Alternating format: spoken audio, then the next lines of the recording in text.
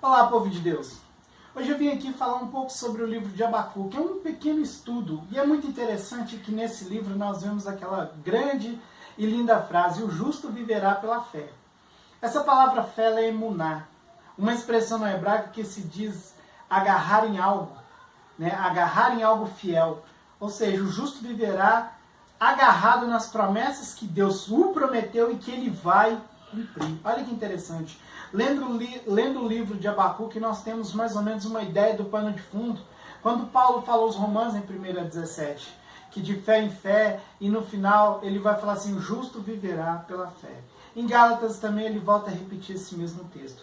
É interessante olhar um contexto do livro de Abacuque para nós termos um entendimento e entendermos que nós podemos usar sim, mas no contexto dentro do texto para não contrariar as escrituras.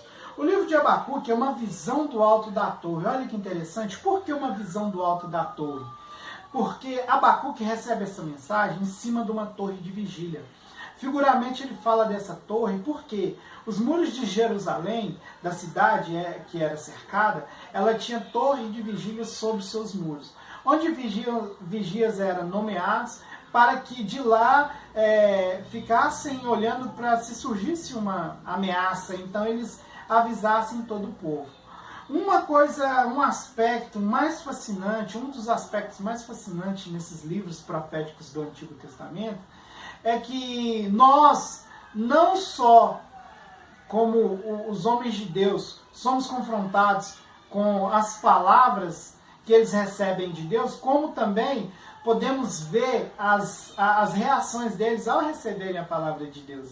Nós temos Isaías no capítulo 6, verso 1, a perplexidade que ele fica quando tem um encontro com Deus.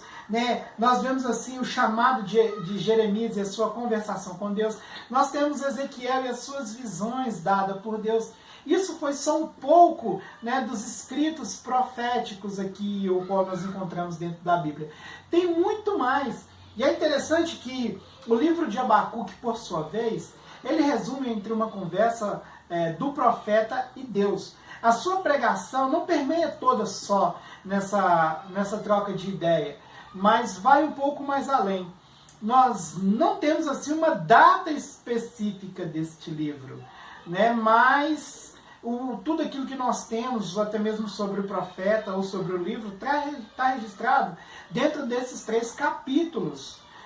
E como eles mencionam ali a vitória dos caldeus, a data mais provável foi entre aquele colapso que teve no Império Assírio e Nínive caindo sobre os babilônicos, que data mais ou menos 612, não é uma data assertiva, em 612 a.C.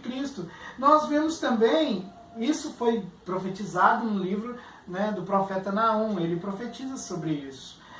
A afirmação de Abacuque sobre os triunfos babilônicos nos dá a entender que houve ali uma crescente militar do exército babilônico. Por isso data entre, ou possivelmente umas datas em 626 a 605 a.C. Isso não são datas assertivas, mas uma data aproximada. Entrando dentro do livro do profeta Abacuque, nós vemos que ele enfrenta um grande problema. Renato, qual é esse problema? Ele vê o problema de que o povo de Judá estava vivendo em arrogante pecaminosidade. O profeta já orou para Deus, para que ele intervisse de um modo ágil, rápido, de uma forma ao qual, porque o povo ele estava obstinado a recusar obedecer a palavra de Deus, E fazendo isso, a terra estava cheia da desordem e injustiça social, era uma desordem alarmante por toda a terra. Mas depois do apelo do profeta, é interessante que o profeta Abacuque ora, mas parece que Deus não responde, parece que Deus naquele período ele fica em silêncio. E em um certo momento é dito a Abacuque, ou seja, Deus então vai e responde a Abacuque. Ele responde a Abacuque da seguinte forma, que ele iria usar os babilônicos para estabelecer um castigo sobre o seu povo, o qual cometia a idolatria, o adultério, ou seja, vivia nessa arrogância pecaminosa. Mas isso deixou o profeta Abacuque meio sem entender o que estava acontecendo. Ele então fica perplexo e questiona a Deus, né? Como Deus pode usar uma nação tão má para executar juízo sobre o seu próprio povo? Provavelmente isso não está certo, né?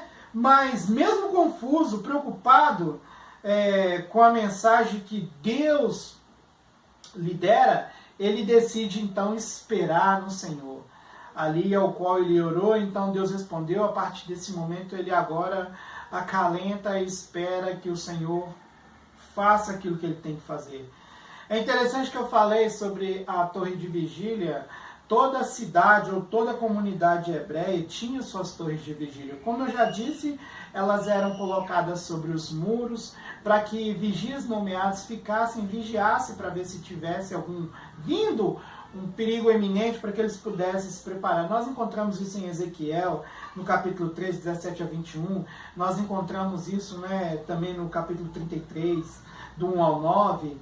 Abacuque usa essa expressão figurativamente. Ele também vai à torre de vigília para ver qual seria a mensagem que Deus tinha para ele e aquilo que ele devia entregar para o povo.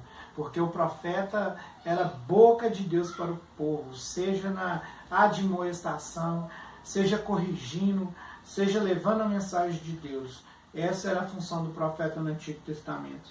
Então Deus diz que a mensagem que cabe ao Abacuque, ao profeta Abacuque, entregar ao povo, ela tinha que ser claramente para que todos que fossem ler entendessem, né?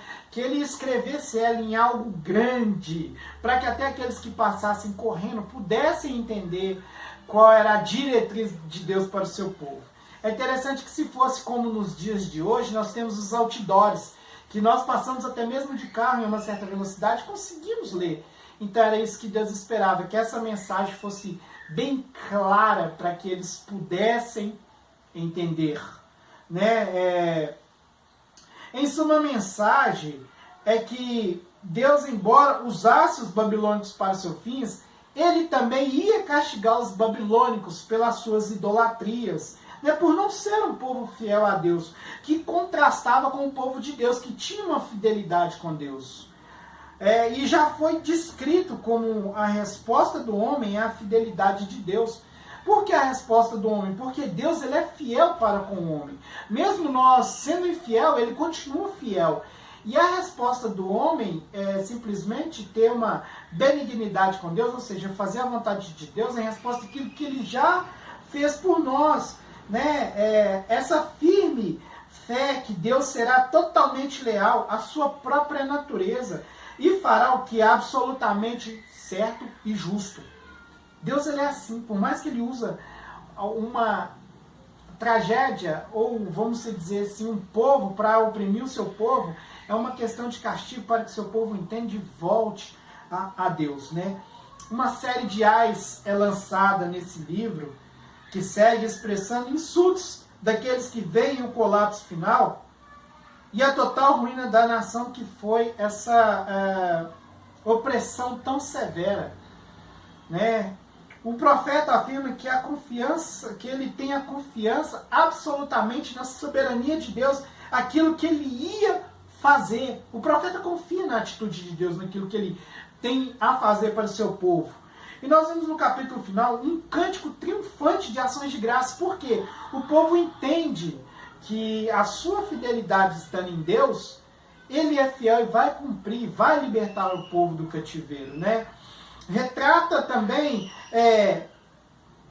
vivamente a marcha vitoriosa de Deus através do mundo, quando vem em auxílio do seu próprio povo. O povo entende que Deus, por mais que foi castigado pelos babilônicos, que era um motivo para que eles voltassem ao seu povo, ele entende que Deus não os abandona. Isso é um princípio para que nós entendamos que tudo aquilo que nós temos passado de dificuldade, Deus não nos abandona. Ele está sempre pronto para nos agir, para nos ajudar, né? Mas tudo isso é um salmo de fé, porque por enquanto os babilônios não foram castigados pelo Senhor Deus, era um salmo de fé, era um cântico, mas Deus ainda ia decretar juízo ou ia cumprir o seu juízo sobre os babilônios. Eles ainda têm o seu trabalho corretivo para fazer, ele ainda tem o seu trabalho corretivo para fazer na vida do povo de Deus. Os babilônios ainda tinham mais opressão para surgir sobre o povo de Deus, para que eles entendessem realmente que eles estavam errados e que eles tinham que voltar essa fidelidade, essa confiança nos propósitos que Deus tinha destinado para a vida de cada um e que Deus ia cumprir, né? O livro encerra com uma ilustração e um princípio muito lindo de como um homem pode orar quando confia na fidelidade de Deus. O que você tem passado? Em meio a essa tribulação é que você tem que confiar na fidelidade de Deus, que aquilo que Ele prometeu, Ele é fiel para cumprir. Por mais adversidade que nós passamos, por mais adversidade que você passa, é Deus tratando para que você tenha maturidade suficiente para receber aquilo que Ele tem para te dar. E isso o profeta Abacuque nos mostra com clareza e com conhecimento de causa, que Deus usa meios para nos corrigir, trazer mais para perto de si, né? Deus, a Bíblia nos diz que Deus corrige a quem Ele ama, o Pai corrige a quem Ele ama. E é interessante que o profeta diz, mesmo que não haja colheita na terra, e que a terra sofra uma fome severa, Ele regozijará, né? Porque só Deus é a satisfação da tua força. Por mais falta do que há na sua vida, regozija-se no Senhor, porque Ele é que te satisfaz. Davi fala, o Senhor é meu pastor, e de nada mais tenho falta, porque Ele já tem aquele que o supre. Nós também devemos entender isso, que por mais dificuldade que passamos, nós devemos entender que tendo o Senhor, não precisamos de mais nada, porque tudo virá no tempo e propósito de Deus na nossa vida, né? E por meio desse tipo de confiança profunda, é que os servos de Deus vivem. O justo viverá pela fé. Viverá pela fé, como assim? Na fidelidade que Deus, Ele te prometeu e Ele é fiel para cumprir, né? O Hebreus 11:1 diz que a fé é o firme fundamento das coisas que não se vê, mas a certeza das coisas que se esperam. Eu não tenho que pôr uma expectativa naquilo que eu não tenho, que eu possa vir a ter. Mas eu tenho que pôr uma perspectiva daquilo que eu sou, que ainda não foi revelado, mas que um dia vai ser. Que a vida é eterna, a glorificação em Cristo Jesus. O pecado jamais ficará impune, né? Os judeus acreditavam que Deus seria com eles para defendê-los contra os seus inimigos, em quaisquer circunstância, mesmo estando em pecado. Na verdade, um dia todos os filhos de Deus, nós como os filhos de Deus, enfrentaremos o julgamento do Altíssimo. Além disso, não podemos esquecer que o juízo começa pela casa de Deus. Nós sofremos em 1 Pedro, né, 4,17 vai falar isso. O pecado do povo de Deus mais grave é muito mais grave do que o pecado do ímpio, porque nós conhecemos a palavra de Deus, né? Tem um comentário de Jerônimo Pote, é muito interessante. Ele diz que esse texto traz 3 lições de aplicações universal, que servem a nós, a nossa vida. Em primeiro lugar, Deus santo, justo e puro, castiga o pecado. Seja individual, seja nacional, seja internacional. Né? O povo de Deus deve esperar ser castigado. Se não andar com conformidade à sua vontade, ou seja, a vontade divina. Nós encontramos isso em Salmo 89, 30, 32. Que nós devemos, em resposta à sua fidelidade para conosco, andar em retidão os seus caminhos. Né? Em segundo lugar, somente Deus tem a resposta para os nossos problemas. Tudo aquilo que nós estamos passando, somente Deus, Ele tem a resposta para os nossos problemas. E também para as nossas perguntas. Aquilo que nós temos de dúvida, devemos pedir a Deus uma resposta, orar ao Espírito Santo, para que Ele interceda diante de nós, por mais que seja gemidos, mas Ele vai levar o Senhor. Né? É preciso considerar os atos divinos na história à luz do vasto plano de Deus na minha e na sua vida, porque o que aconteceu lá se aplica princípios às nossas vidas. Assim, para nós, ficamos muitíssimos, fica para nós muitos mistérios que só a eternidade revelará. Tudo aquilo que tem acontecido na nossa vida tem um propósito de Deus, mas só na eternidade vai ser revelado esse propósito de Deus na nossa vida. E em terceiro lugar, temos a impressão de que Deus tarda muito em realizar aquilo que nós pedimos, ou tarda até mesmo em nos dar respostas, em realizar os seus propósitos. Mas, mesmo assim, Ele continua no controle de tudo. Deus não perde o controle de nada. Muitas vezes as igrejas perguntam, até quando, Senhor? Como foi o profeta, né? Deus, porém, faz todas as coisas conforme o conselho da sua vontade, não daquilo que nós achamos, não do nosso achismo. Tudo no seu tempo, é o tempo de Deus. Há tempo para tudo, debaixo dos céus e na terra. Provérbios fala muito bem, Eclesiastes trabalha muito bem também isso. No seu tempo e de sua maneira. Ele exerce isso tudo para o bem da sua igreja, para o nosso bem, o bem da nossa reunião, para louvor da sua própria glória, para que tudo seja manifesto à glória de Deus. Deus jamais fica em apuros, ou jamais perde o controle de alguma coisa. Ele jamais é surpreendido. Precisamos, gente, aprender a confiar plenamente em Deus e descansar nele. É isso que Ele pede para todas as nossas vidas, é que nós confiamos ao ponto de descansar nele.